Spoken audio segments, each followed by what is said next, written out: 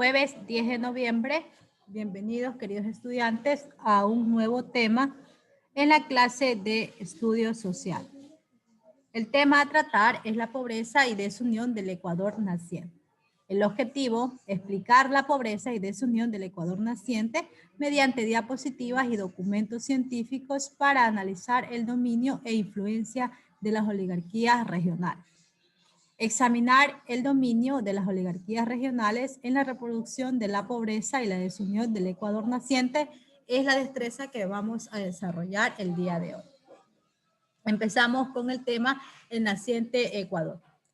Ecuador nació dominado por los grandes latifundistas, los señores de la tierra que controlaban el poder regional. La mayoría de la población eran personas campesinas o personas indígenas que estaban sujetos a la hacienda por el concertaje. En algunos lugares de la Sierra y Guayaquil se mantenía la esclavitud de los negros y de la pequeña propiedad campesina, así como relaciones de corte precapitalista denominadas precarias. En las ciudades, concentradas en su mayoría en la sierra, vivían grupos de artesanos y pequeños comerciantes con una cúpula de burócratas, clérigos y propietarios rurales. La naciente república surgió sobre bases de dominación económica social de los indígenas, campesinos, mestizos y grupos populares urbanos. Por ello, el largo proceso de construcción nacional no ha estado exento de conflicto. Regionalización y enfrentamiento oligárquico. La independencia y la fundación del Ecuador fueron éxitos de las oligarquías criollas que reforzaban su poder social y político en el marco de la regionalización. La Constitución del año 1830 decía: los departamentos de Azuay, Guayas y Quito quedan reunidos entre sí formando un solo cuerpo independiente con el nombre de Estado del Ecuador.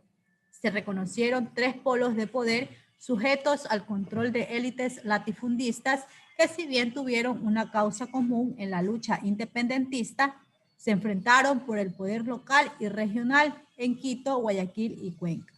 Esos poderes de los cuales hablamos son el poder judicial, el poder legislativo y el poder ejecutivo. En las primeras décadas se dio una lucha por los privilegios y autonomías de los departamentos.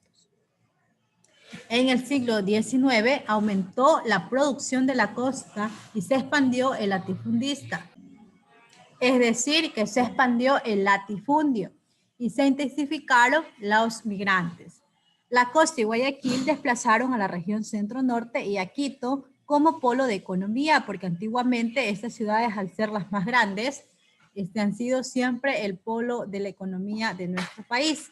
En medio de fuertes tensiones se dio un desplazamiento regional, mientras los hacendados serranos intentaban parar la migración de trabajadores a la costa. Los del litoral, escasos de brazos, trataron de atraerlos. Los terratenientes serranos exigían proteccionismo en la aduana como garantía para sus productos amenazados por los artículos importados. Los comerciantes del puerto, en cambio, presionaban por el librecambismo. El Ecuador, en su nacimiento, no era una unidad integrada por un mercado, fue una unión precaria de espacios regionales, con escasa relación entre sí, dominadas por los señores de la tierra, por los grandes latifundistas. No es posible entonces hablar de una formación económica, social ecuatoriana única. Los analistas han preferido, por ello, enfatizar las especificidades regionales y la articulación de diversas formas de producción. La marca de nacimiento de los ecuatorianos. Cuando se fundó la República en el año 1830, el Ecuador era apenas un proyecto. No era una realidad integrada bajo una autoridad estable con territorios bien comunicados entre sí. No habían tampoco mercados amplios para el intercambio de productos. Era simplemente una unidad precaria de regiones con escasa relación entre sí. Durante los años iniciales, estos años fueron de gran inestabilidad y predominio de caudillos militares. La regionalización contribuyó también a dispersar el poder y a que el Estado central fuera muy débil. Las haciendas y parroquias, los antiguos departamentos, las provincias y municipios reclamaban su autonomía. La iglesia mantenía aún sus privilegios. Un éxito de los caudillos fue equilibrar conflictos y apoyos regionales y no presionar demasiado sobre los intereses locales. Un Estado pobre. La burocracia era reducida, es decir, existían pocas personas burócratas. La mayoría de los empleados combinaba su función pública con actividades privadas. Los sueldos eran muy bajos y rara vez llegaban a pagarse, es decir, que existía la explotación del hombre por el hombre. Los privilegiados de aquella época eran los militares y aquellos que pertenecían al clero. Según un autor llamado Oscar Reyes, él dice que el presupuesto nominal del Estado en el año 1831 era de 387.973 pesos y 4 reales y los 3 octavos de real. De esta suma, el ejército tomaba efectivamente alrededor de 200.000 pesos.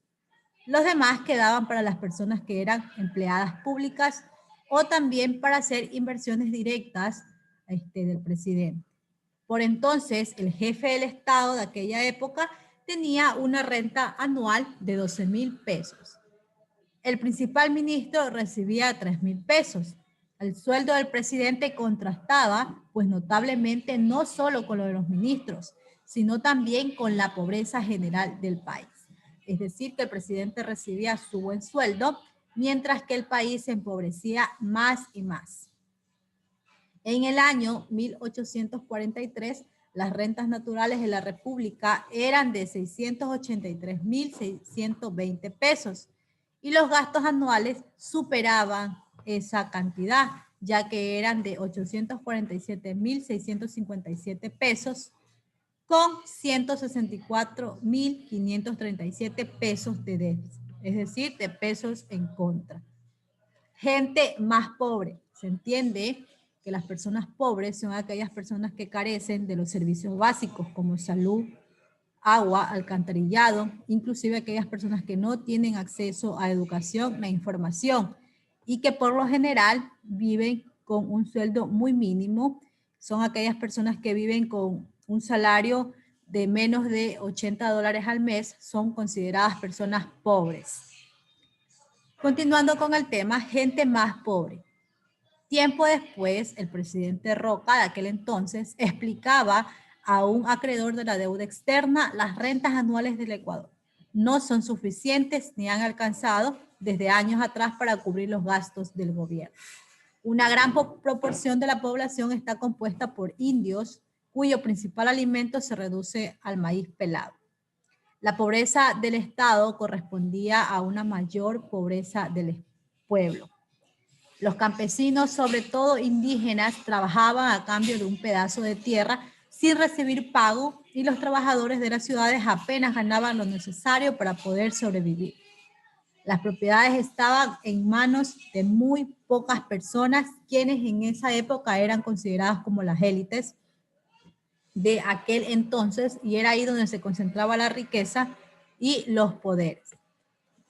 Muy bien, queridos estudiantes, eso ha sido todo. Muchas gracias por su atención.